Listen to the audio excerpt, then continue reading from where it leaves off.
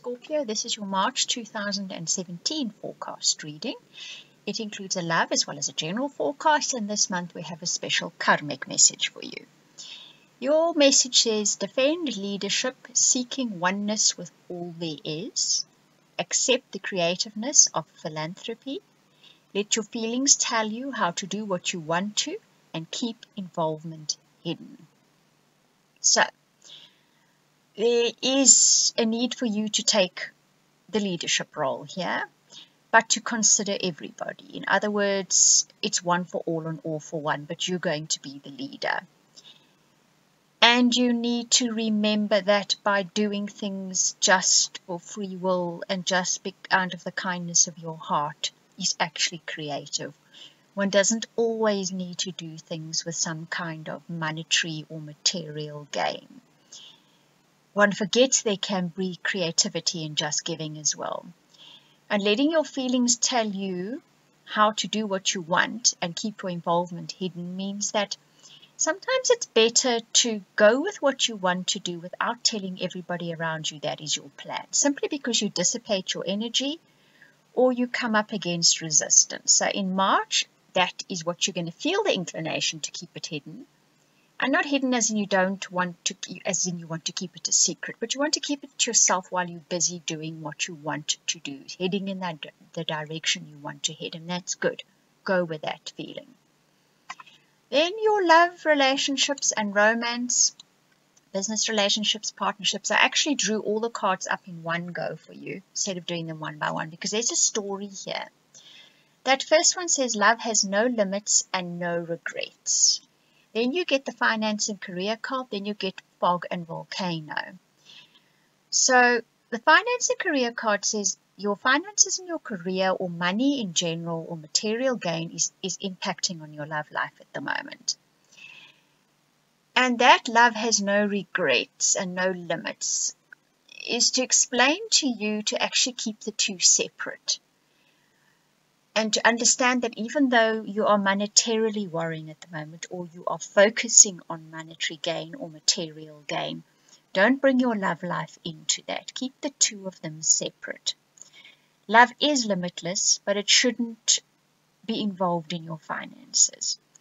And that fog card says that you don't have all the knowledge at the moment. You don't understand exactly where things are going. The universe hasn't filled you in yet as to what's going to happen next.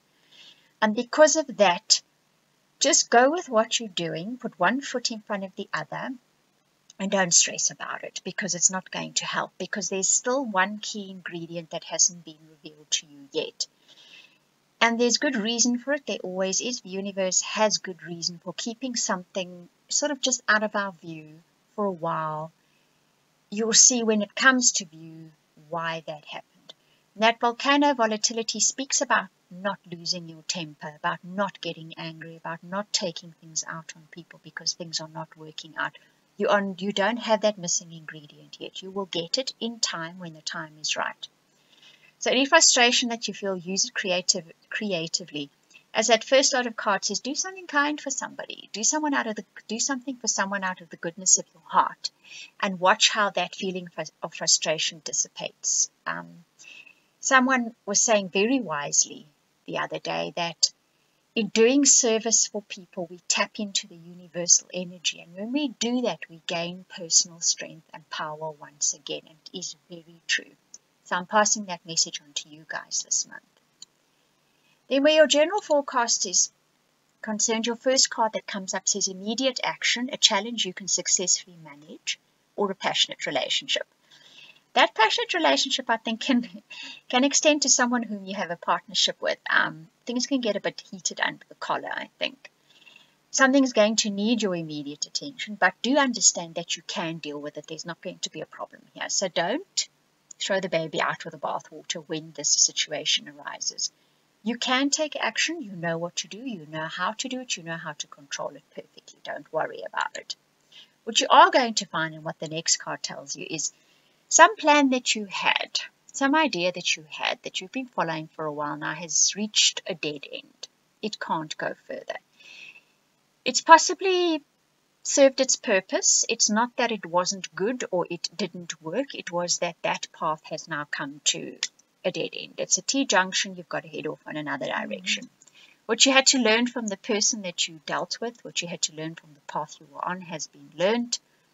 And you're actually going to have to let go of that portion of your plan now, or that idea, or that partnership, whatever it was. And that final card is the reality card. And this is saying you need to face the reality of this. You will do so.